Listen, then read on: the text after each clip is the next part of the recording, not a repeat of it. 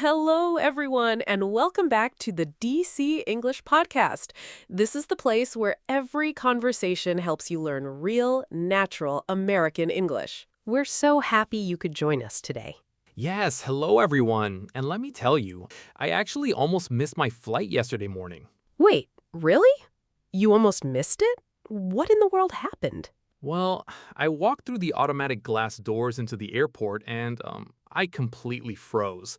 I mean, there were thousands of people running in every direction and I had absolutely no idea where I was supposed to go. Oh, and there was a bird flying around near the ceiling. It was just pure chaos. I know that exact feeling. Airports are almost designed to be overwhelming. The ceilings are high, it's loud, and everyone is in a massive rush. So, what did you do first? Uh, Honestly, I just stood out of the way and stared at those giant television screens on the wall. You know, the ones with the changing cities and times. I stared at them for a good 5 minutes like they were a movie. Yes, absolutely. That's exactly where you should start. That's where you find out which desk to walk to. Wait, what do you mean? I thought those screens just told you if your airplane was late. Well, they do show that, but they also tell you exactly where to drop off your suitcase.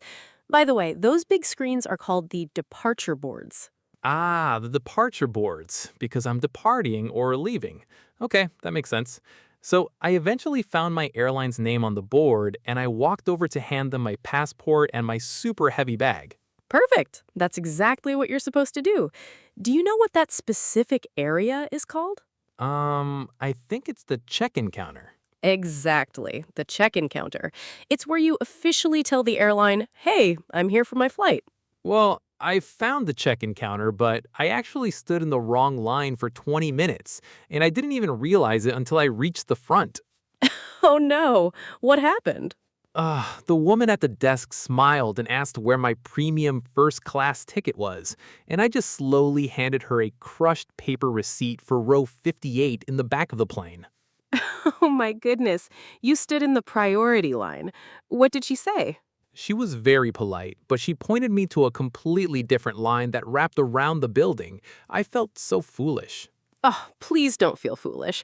The signs for those lines are usually tiny, and literally everyone makes that mistake when they start traveling. Well, that makes me feel a little better. Anyway, I found the regular line, waited another 20 minutes, and finally reached the desk. She took my heavy suitcase, weighed it, and then handed me a small piece of paper with my seat number on it. Ah, the golden ticket. That little piece of paper is incredibly important. That's your boarding pass. Right, my boarding pass. It proves I'm allowed to get on the plane. But then she pointed toward the longest line I have ever seen in my life. Let me guess. The security line. The magical place where everyone suddenly forgets how to take off their own shoes. Yes, exactly. I was so nervous. The line was moving fast and I kept repeating the rules in my head. Laptop out, shoes off, jacket off. It can be really stressful. The security officers usually speak very quickly because they have to process thousands of people. It can feel a bit like a military boot camp. Wait, what does that mean? A boot camp? Oh, sorry. A boot camp is a training camp for soldiers. It's a phrase we use when everyone is yelling loud instructions and telling you to move as fast as possible. Yes, that's exactly what it felt like. Move forward, put your bags in the gray bin, keep walking. And I was so stressed that things went completely wrong. Oh no, what did you do? Well, my suitcase was too heavy at the check-in counter, right? So to save money, I took out 3 thick sweaters and put all of them on. You were wearing 3 sweaters in the airport? Yes, and I totally forgot about them until the security officer told me to take off my layers. I had to peel them off like an onion while 200 people stared at me. And then the metal detector beeped anyway because I forgot to take off my belt. Oh, don't worry about the belt part. That happens 1,000 times a day. When it beeps, you just step back, take off the belt, and walk through the machine again. It's no big deal. You know, hearing you talk about it makes it sound much less scary. When I was in it, swelling in my 3 sweaters, it felt like a test I was failing. That's a very normal feeling. But remember, it's just a series of small, boring steps. Check the departure board, drop the bag at the check-in counter, and take off your shoes at security. That's it. I can do small, boring steps. If I look at it that way, I'm ready for the rest of the airport. I love that confidence. We still have a lot to talk about, like finding your gate and talking to immigration. We'll cover the rest of the journey right after this short break. Stick around, everyone. Don't go anywhere. Welcome back to part 2 of our airport survival guide. Before the break, we just made it through the stressful security line and survived peeling off 3 sweaters in public. Barely, but yes, I put my belt back on, packed my sweaters away, and then I finally walked to the big waiting area for my plane. Right, the waiting area where the airplane connects to the actual building. That specific area is called the gate. Yes, the gate. I walked for what felt like 2 miles, but I finally found my gate, and let me tell you, I was so relieved that I bought an incredibly expensive cup of coffee, and I sat down feeling like a total champion. There's truly nothing better than that post-security coffee. You finally feel like the hard part is over. Well, I thought the hard part was over. I drank my coffee, relaxed for a whole hour, and then I looked up at the sign above the desk. Uh-oh. What did the sign say? Ugh, it said Gate 42A. My ticket said Gate 42B. I was sitting at the wrong gate the entire time, and they were boarding a flight to Iceland. I almost went to the Arctic Circle. Oh my goodness, that's terrifying but hilarious. The letters matter just as much as the numbers. Did you make it to the right gate? Yes, I ran across the hall just in time. But then I sat on the plane and remembered I still had to face the border control officers after the flight landed. Ah, the immigration checkpoint. That's the area where you enter a new country. Why does that part always make you feel so nervous? I think it's because they look so serious in those dark uniforms. They sit in those little glass boxes and they never smile.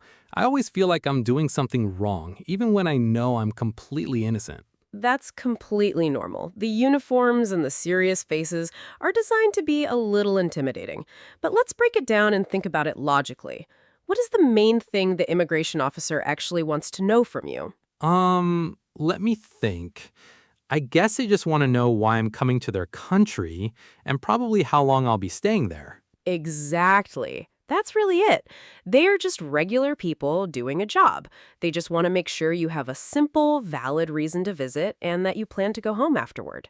I know that in my head, but when they look at me and ask, "What is the purpose of your visit?" my brain completely shuts down and I forget how to speak English. That happens a lot because the phrase sounds like a formal legal document. But let's simplify it. Purpose just means reason. When they ask about the purpose of your visit, they're just asking, why are you here? Wait, really? It's that simple? Does that mean I can just give them a casual, normal answer? Yes, absolutely. In fact, the simplest answer is always the best answer. You don't need big, complicated words. You can just say, I'm here on vacation, or I'm here to visit my sister. Oh, wow. I always thought I needed to explain my entire schedule for the next 2 weeks. Like, on Monday, I'm going to the museum, and on Tuesday, I'm going to the beach. Oh, definitely not. Please don't do that. They really don't want your whole life story. Remember, there are probably 200 tired people in line right behind you. Good point. Keep it short so the line keeps moving. I can definitely do that. Short and simple. But let me tell you what actually happened yesterday. Oh, no. Did you give them your whole schedule? Worse, I practiced my simple answer in my head, but when the officer looked at me and asked, "What is your purpose?" my brain panicked, and instead of saying, "I'm here on vacation," I accidentally said, "I am here to eat a lot of cheese." You said you were there to eat cheese to a federal officer? Yes, he just stared at me for 10 seconds without blinking, and then he stamped my passport and slid it back to me. Well, honesty is the best policy, and that is a very valid reason to travel. Let's do a quick practice run right now, so you don't talk about cheese next time. I'll pretend to be the serious officer. Are you ready? Okay, yes, I'm ready. No cheese. Good morning. May I see your passport, please? And what is the purpose of your visit? Good morning. Here is my passport. I'm here on vacation to see the city. Okay, thank you. And how long do you plan to stay in the country? I'll be here for 14 days. I have a return flight on the 12th. Perfect. Breaking character now. You did great. You answered directly, clearly, and you didn't mention any dairy products. You know what? That actually felt really easy. It's much better when I just focus on the basic facts instead of worrying about having a perfect conversation. Exactly. That's the secret. The officer isn't giving you an English test. They don't care if you make a tiny grammar mistake. They just need the information to stamp your passport. I really need to write that down. The airport isn't testing my grammar. That takes so much pressure off. It's not a test of your intelligence, your language skills, or your worth. An airport is just a building full of simple steps. You just take them one at a time.